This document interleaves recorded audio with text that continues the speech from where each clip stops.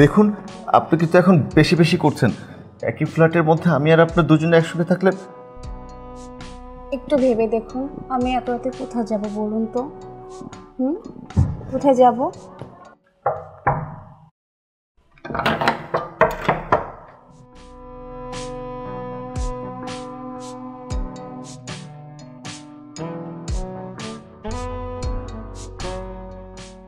কে আপনি? ভাইয়া, আমি একটু বিপদে পড়েছি, আমাকে একটু আশ্রয় দেওয়া যাবে? বাইরে অনেক ঝড় বৃষ্টি হচ্ছে তো, এই মুহূর্তে আমি কোথাও আশ্রয় পাচ্ছি না। দেখুন, আমি এখানে ব্যাচেলর থাকি, আর তাছাড়া আপনি একটা মেয়ে মানুষ। এই রাত করে যদি আপনাকে এখানে আশ্রয় দিই, মানুষজন জানাজানি হলে কি একটা অবস্থা হবে বুঝতেই তো পারছেন। প্লিজ ভাইয়া, আমাকে একটু আশ্রয় দেন।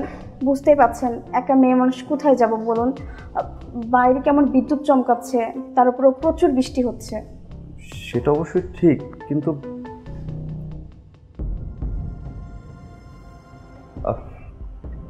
আচ্ছা, ভিতরে আসুন। আচ্ছা, ওকে।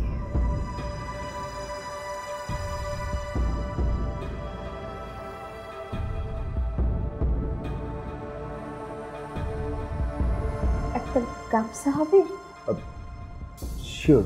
প্লিজ।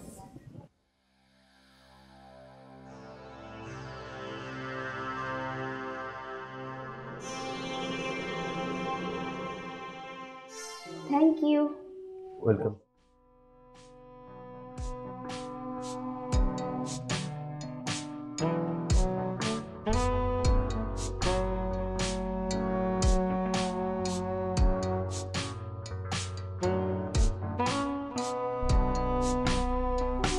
সরি। It's okay. আচ্ছা।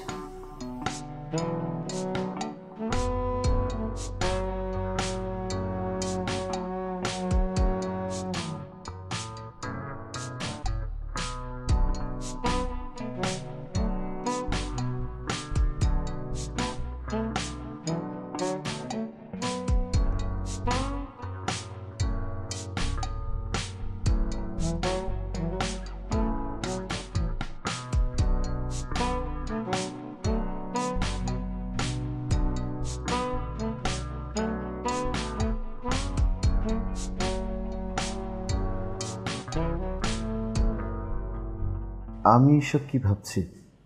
আমার তো এসব ভাবা উচিত না। ছি ছি।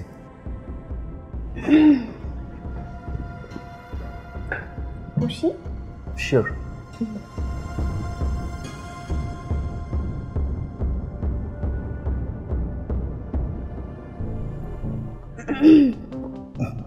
দেখুন, আপনার মনে হয় এখন চলে যাওয়াটাই উচিত। যাব তো, কিন্তু সকালে। আর এত রাতে একা একটা মেয়ে যে বাহিরে যাব, রাস্তাঘাটে যদি কখনো কোনো বিপদ হয় তখন এর দায়ভার কে নেবে? দেখুন, আপনি এগুলো কি বলছেন? হ্যাঁ, আপনি তো রীতিমতো আমাকে বিপদে ফেলে দিচ্ছেন। আপনি আপনি একটা মেয়ে আর আমি একটা ছেলে মানুষ, একই ফ্ল্যাটের নিচে আমরা দুজন থাকলে সকালে যদি মানুষ জানাজানি হয়ে যায় তাহলে কি অবস্থা হতে পারে বলুন তো? কিচ্ছু হবে না, আর কেউ জানবেও না, শুধু আপনি আর আমি। এখানে তো আর কেউ নাই। তারপরেও সকাল হলে মানুষ জেনে যেতে পারে। দেখুন, আপনার বাসায় যখন আমাকে আশ্রয় দিয়েছেন, তাহলে আমার ভালো মন্দর দায়িত্বটাও তো আপনার, তাই না? দেখুন, আপনি কিন্তু এখন বেশি বেশি করছেন। একই ফ্ল্যাটের মধ্যে আমি আর আপনার দুজনে একসঙ্গে থাকলে। একটু ভেবে দেখুন, আমি এত রাতে কোথায় যাব বলুন তো? কোথায় যাব?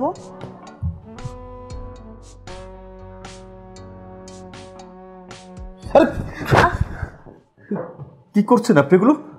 কি করছি মানে? কেন, আপনার ভালো লাগছে না? একটুও ভালো লাগছে না।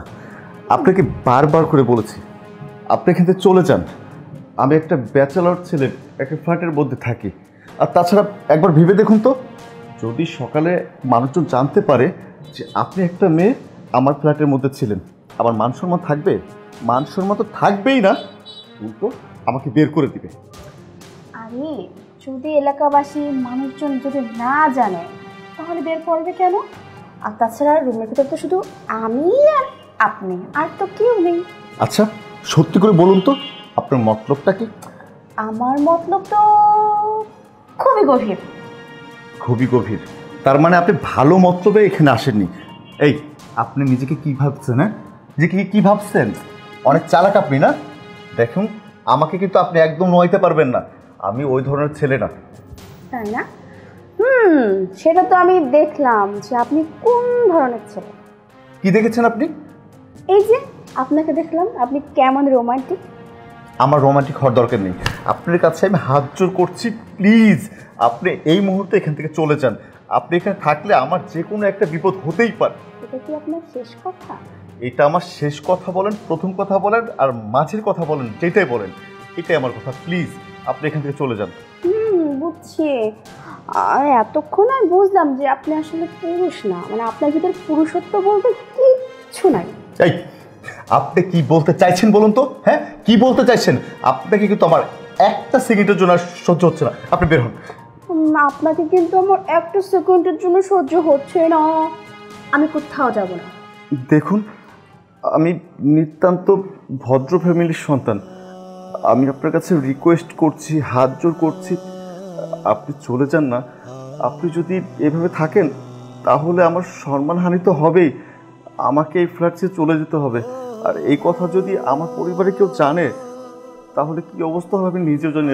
প্লিজ আমাকে দয়া করুন, আপনি চলে যান প্লিজ। ঠিক আছে, আমি আপনার কথাই মেনে নিলাম। আপনার যদি মনে হয় এই রাতভর আমাকে বের করে দিলে আপনার ভালো লাগবে, শান্তি পাবেন, আমার বিপদ আপদ আপনার কোনো কিছু মনে হবে না, ওকে ফাইন, আমি এক্ষুনি বের হয়ে যাচ্ছি। ও আমি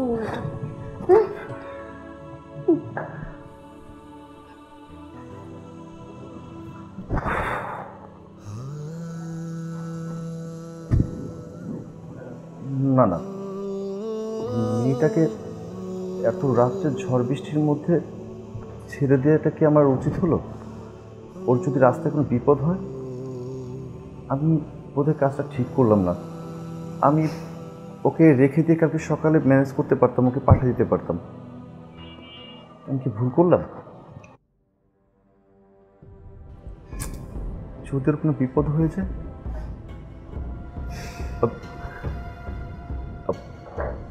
আপনি চলে এসেছেন? চলে এলাম। যাই হোক, ভালো হয়েছে।